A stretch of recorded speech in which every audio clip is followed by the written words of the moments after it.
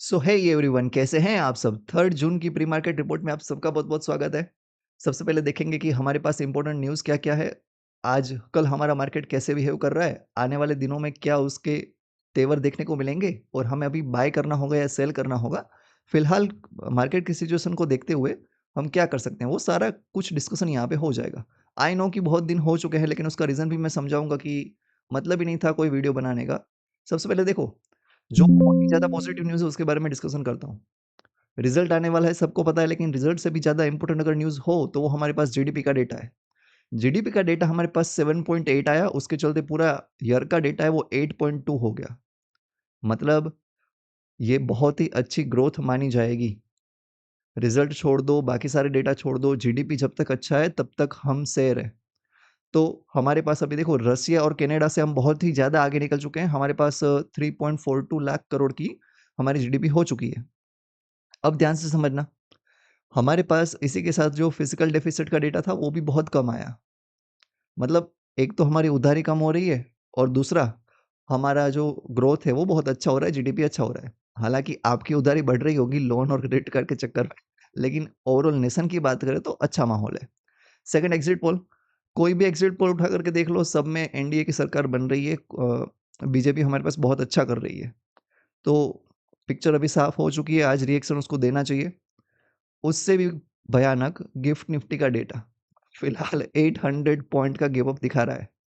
मतलब 3.5% का gap up होगा। तो अगर आप कॉल कैरी फॉरवर्ड करके गए थे, तो अगर नीचे आ रहा है तो प्रॉफिट बुक करते चलना, ऊपर जा रहा है तो होल्ड करना। ऐसा ना हो कि अभी ये 800 पॉइंट ऊपर खुले तो सही, लेकिन 200-300 पॉइंट नीचे आ जाए और आपका नुकसान हो। जितना मिल रहा है लेते चलो। और जिसने पोजीशन नहीं बनाई है उनको क्या करना है, टेक्निकली एक ही ट्रेड करना, पॉजिटिव साइड, और वो भी कब, बाय ऑन डिप। बहुत ही क्लियर कट स्ट्रेटजी है मेरी। मैं आज कैरी फॉरवर्ड करके नहीं गया था, क्योंकि ये तो एग्जिट पोल आने के बाद ये पॉजिटिव दिखा रहा है। हो सकता है उल्टा भी हो सकता था, 800 पॉइंट डाउन खुल जाता तो हम साफ हो जाते। इसलिए कहने का सेंस ये है कि आज मैं एक ट्रेड करूंगा, वो भी बाय ऑन डिप करूंगा। अच्छा खासा थोड़ा नीचे आ रहा है मार्केट तो हम बाय करेंगे, अगर ऊपर ही ऊपर जाता रहे तो कोई टेंशन नहीं है, जाने दो। एनीवे, देखो इतने दिनों से वीडियो क्यों नहीं बनाया, बनाने लायक कुछ था नहीं। आप देखो, ये मैंने लास्ट वीडियो जब बनाया था तब था निफ्टी का 21 मई का डेटा। 22,530 पे मार्केट था उस दिन। आज की डेट की बात करें तो आज भी 22,530 पे है। मतलब एक ही पॉइंट में पूरा थीटा डिके हुआ है। आप चाहे मानो चाहे ना मानो, बड़े प्लेयर ने तबियत से थीटा डिके करवाया हुआ है। तो अभी जो चेंज है वो आने वाला है, बाय ऑप्शन बायर को पैसा मिल सकता है। अब ध्यान से देखो, एफआईआईडीआई ने जम करके बाइंग की है, लेकिन इस बाइंग के ऊपर भरोसा नहीं कर सकते। क्यों? ये मंथ एंड में उन्हें अपने पोर्टफोलियो रीसफल करने होते हैं। तो पोर्टफोलियो के रीसफल के चलते वहाँ पे 1000-2000 करोड़ की बाइंग हो जाती है। मतलब यहाँ पे 95,000 करोड़ का अगर वो रीएस्टैब्लिशमेंट कर रहे हैं तो 1000-2000 करोड़ उनके लिए कोई बड़ी बात नहीं है। एनीवे, अभी फिलहाल इंटरेस्टिंग डेटा यहाँ पे देखो। आज पहली बार ये डेटा देख करके मुझे सुकून मिल रहा है। रिटेलर्स भयंकर बुलिश है। रिटेलर्स की अगर बात करें तो हमारे पास 8 लाख कॉल कैरी फॉरवर्ड करके गए हैं, जबकि पुट कैरी फॉरवर्ड गए हुए 1.5 लाख जितने। मतलब रिटेलर आज बहुत खुश होगा, उसको जम करके पैसा मिलने वाला है। जितना बड़ा गैप अप खोले उतना उनके लिए अच्छा है। एफआईआई के लगने वाले हैं। हालांकि उनके पास ओवरऑल पोर्टफोलियो उनका बहुत बड़ा होता है, तो ऐसा नहीं है कि एफआईआई लूट जाएंगे। लेकिन घूम फिर के बात इतनी है कि अमित शाह और मोदी ने जो बोला था वो करके दिखाया। 4 जून के बाद का तो पता नहीं है, लेकिन 3 जून को हमारे पास अच्छा खासा मार्केट है वो ऊपर देखने को मिल सकता है। तो ये दोनों की पोजीशन है वो फंसेगी। अब होगा क्या देखो, इनिशियली बहुत बड़ा अगर मान लो कि गैप अप खुल गया तो ये रिटेलर से अपनी प्रॉफिट बुक करेंगे, तो उसके चलते मार्केट एक बार के लिए नीचे आ सकता है। अब वो एक बार के लिए जब नीचे आ रहा है तब ये एफआईआई और प्रो कितना नीचे खींच रहे हैं वो इंपॉर्टेंट होगा।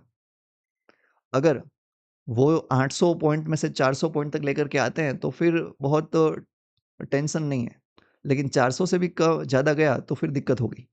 एनीवे, एफआईआई ने हमारे पास ऑप्शंस को बेच करके रखा हुआ है, मतलब वो थीटा डिके करने की ट्राई करेंगे।